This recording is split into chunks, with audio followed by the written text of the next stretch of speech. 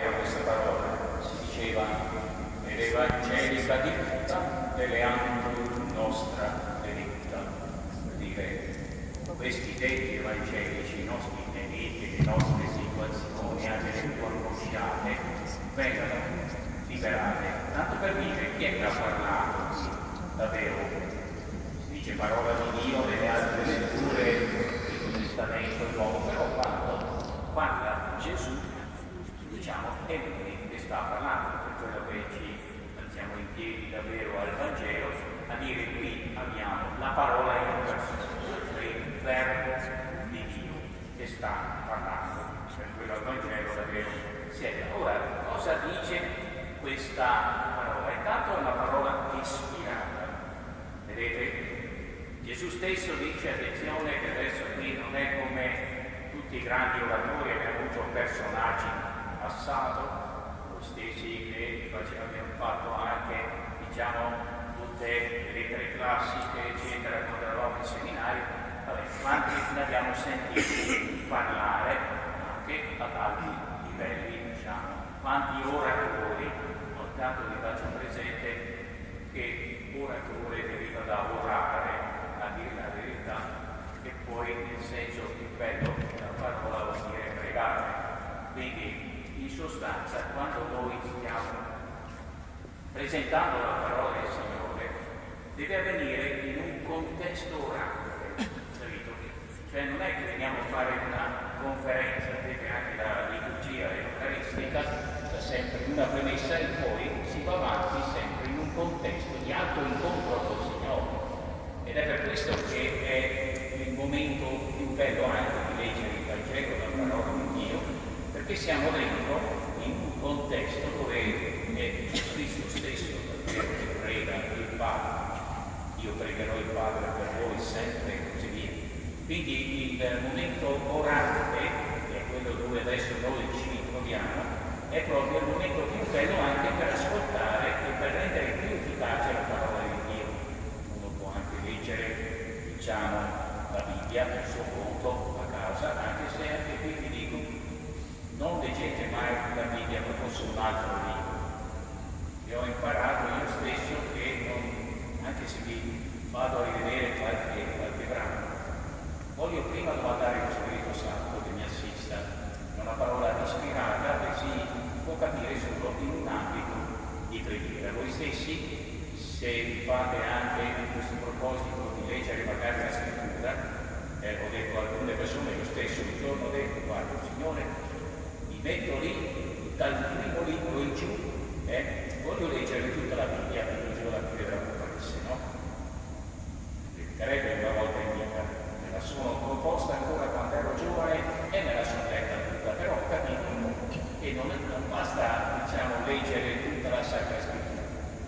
Quando voglio che quella scrittura mi penetri dentro nel profondo del cuore, devo mettermi in un ambito di incontro personale col Signore che viene soltanto con la preghiera.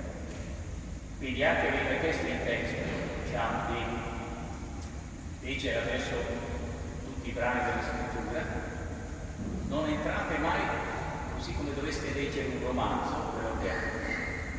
Fatevi proprio questo proposito di non accostare mai la parola di Dio senza una premessa orale, perché allora mentre voi pregate il Signore disposte davvero il vostro interno, il vostro cervello stesso, la vostra mente, ma soprattutto fa palpitare il cuore. Oh, quanto ci ardeva il cuore quando ci spiegava le scritture. Allora non è un fatto di testa, non è un fatto di cultura. Leggo una Manzoni, un Tesolino, un Leopardi, o quello che sia, ti basta che mi proponga, senti che bella poesia, senti che bel dettaglio. Ma a un certo punto ricordatevi, anche se in qualche maniera dice, voglio entrare adesso un pochino in una lettura bibblica più approfondita, non fatelo mai senza aver prima invocato lo Spirito Santo, senza essere messi in una posizione orante, perché allora si stabilisce come un rapporto ad altissimo livello, altissimo e profondo, diciamo, col Signore stesso che sta parlando. Lo Spirito del Signore è sopra di me, per questo mi ha mandato ai poveri a portare dietro a noi. Intanto dobbiamo sempre, quando leggiamo questo, pensare che siamo dei poveri. Uno può dire, ma come io sono laureato, ho 3 lauree, così via. No. Noi siamo qui, fratelli e sorelle, dei poveracci, e più noi ci sentiamo poveri, piccoli, meschini, diciamo, non dell'altezza, più il Signore può lavorare. Allora, tanta umiltà. Può essere anche un professore di Sacra Scrittura che magari ha scritto libri, può essere un classico modo di dire che non parla davvero, sembra che vada alla nessunità, diciamo, però posso essere anche un piccolo, diciamo, della famiglia. Ricordo che devo, quando vedo davanti alla parola di Dio, devo fare un incontro personale col Signore, fuori a cuore, non è questione soltanto di questa. Poi provate, perché alle volte uno dice adesso faccio un programma, mi leggo tutta la scrittura, non faccio senza aver invocato lo Spirito Santo, senza essere rimessi in una disponibilità orale, perché questo non è un libro parole, è parola di Dio. Succederà a me dopo tanti anni che una certa parola, magari letta anche 1000 volte, se io mi sono messo così in un bagno di preghiera, diventa una cosa nuova, perché è sempre nuova. Diventa nuova in quel momento per me, che ho un certo momento di vita abbastanza particolare e anche abbastanza difficile da vivere. Poi, vedete, se anche Giovanni l'Evangelista a un certo punto si trova in carcere, lui ha preparato le vie del Signore e adesso purtroppo deve pagare, perché insomma ha fatto anche una certa energia. E quando sente coronare questo Signore, era vicino, ma insomma sapete una storia che non vi hanno raccontato all'inizio, ma a un certo punto davvero sente che adesso lavora sul sé. Lui ha preparato le vie, ma a un certo punto Gesù dice: io sono la vita, io sono la verità, io sono la vita, nel famoso treni di Vittoria, vedete, capito?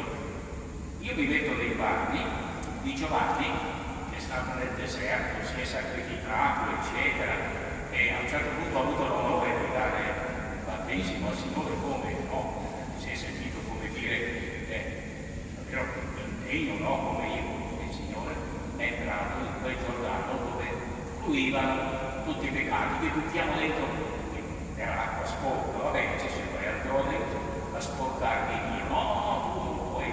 E allora a questo punto qua Giovanni, vedete che dire Dio è amore sostanzialmente, sente nel carcere adesso Gesù va sul serio, lui ha preparato le vie e qui comincia ad avere qualche dubbio, no? Dice, ma se tu dai che sei quello che deve venire o dobbiamo aspettare prima? E allora Gesù dice, no, tranquillizzate, quante cose deve aver avuto davvero questo Giovanni Battista, davvero è un grande, perché poi Gesù sentite che siete andati a vedere nel deserto e fa un elogio in questo, diciamo, suo ciclo della carne, ma che però adesso a questo punto è stato quello che ha preparato le vie del Signore.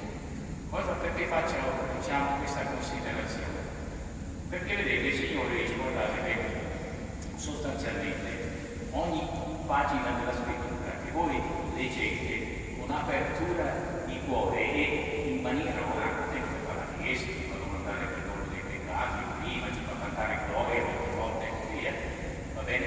Ricordatevi che ogni volta che vi trovate davanti a Dio, personalmente siete chiamati in causa.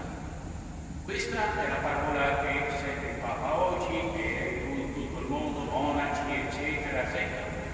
Però è come un invito a dire a ciascuno per te cosa significa adesso questa parola. Se tu sei entrato con una voglia di incontrare il Signore, perché poi qui addirittura prenderà corpo, vorrà venire a abitare dentro di te, la liturgia della parola è fantastica, perché è un privilegio unico che abbiamo, davvero, di dire il Signore è per tutti, ma oggi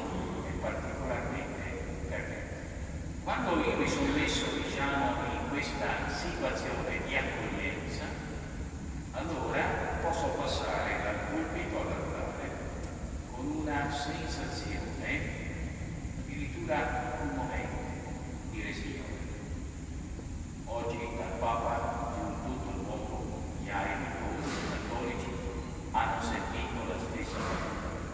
Però adesso quando io passo, diciamo, liturgia eucaristica, eccetera, io capisco che non basta sentire la parola, non basta aver imparato la memoria, non basta avere fatto teologia e aver studiato anche il biblico. Io so che arrivo a un momento eccezionale. Questa parola prenderà, questo è il mio corpo, questo è il mio sangue. Allora, Signore, anche a quel punto io la possa assimilare nel senso di dire che è la carne. Se noi facessimo un pensiero così ogni volta, noi cominceremo a crescere nella parola dentro la Chiesa in una maniera orgogliosa. E se tutti i cattolici, vediamo che sono più di 1 miliardo, a mondo così, di fatto non so quanti, facessero anche semplicemente questa considerazione e dire Signore, non è contento che hai parlato, però sono contento che da poco questa parola prende corpo. Vedete, i protestanti che hanno lasciato la seconda parte, la liturgia eucaristica, sanno magari a memoria tutte le parole, però mi sono messo nei loro panni, anche ho lavorato parecchio anche con i fratelli protestanti, con il dialogo, eccetera.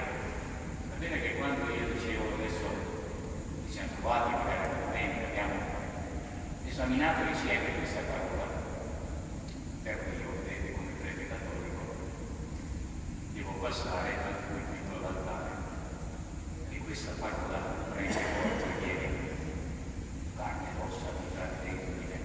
Va bene che ho trovato dei fratelli, anche diciamo misti, protestanti, che hanno cominciato a piangere e dire noi non abbiamo più questa così, ma perché ci siamo staccati, non abbiamo più capito. E se quella parola non diventa fame, se quella parola non prende corpo, restiamo con un cristianesimo divinizzato, divinizzato. Ecco perché, Signore, dopo aver fatto lunghi discorsi e l'ultima cena, commoventi, non vi ha convinto. Ha detto adesso prendete e mangiate, questo è il mio corpo. Vedete che all'inizio hanno fatto un sacrilegio, una maggioranza, eccetera, Giovanni, davvero, perché non hanno capito la stretta connessione che c'è da quella parola che prende corpo. Dopo ritornerà il Signore e moriranno anche proprio perché facevano poi la messa in fondo davvero e li colpivano, soprattutto se andavano alla liturgia eucaristica, capito? Io penso che oggi abbiamo un cattolicesimo che non ha capito davvero che cattolico vuol dire a livello alto, universale, compreso, come il Signore vuole. Molte volte anche noi veniamo qui, ci dicono guarda che il Vangelo, è stato spiegato anche bene, e così via, ma non abbiamo incontrato il Signore, non soltanto nella parola, ma quando ha detto prendete e mangiate. Guardate quell'esperienza unica nel campo delle religioni universali. Per cui io ho domandato perdono al Signore per tutte le volte, ho capito questi passaggi dal pulpito all'altare, non ho capito che il Signore vuole nel rivelarsi, nel dirmi le più alte verità, diciamo, che sono nella Bibbia, ma che vorrebbe che noi potessimo incontrarci carne davvero corporalmente con Lui. Quante volte anche nel cattolicesimo stiamo pregando perché si passi da un ascolto, diciamo, a un'esperienza, e penso che tutti ne abbiamo bisogno, perché col tempo non riusciamo a raccordare questo Dio che parla con questo Dio che vuole essere mangiato e vuole vivere con noi, fare carne della nostra carne. Per cui quando usciamo non sono più io che vivo, devo dire, Cristo che vive in me, perché non devo fargli fare tutta figura fuori, perché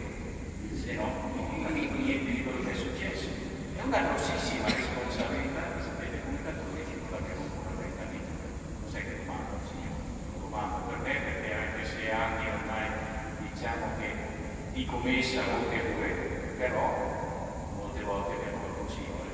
Oggi non sono stato all'altezza di queste parole e ti ho preso con una certa disinvoltura, magari con una certa frettolosità. Abbiamo da crescere tutti i giorni in questo campo. Se non posso riceverti sacramentalmente, almeno spiritualmente, ecco la comunione spirituale, ma io ne sai non è che posso andare tutti i giorni, no? Puoi avere il messalino quotidiano e leggerti la liturgia e le parole, così sei unito, diciamo, alla Chiesa universale. Puoi fare la comunione spirituale. Io direi che almeno quella dovrebbe esserci. E allora il Signore dice: meno male che c'è una Chiesa che vi conta, lascia davvero in ogni singola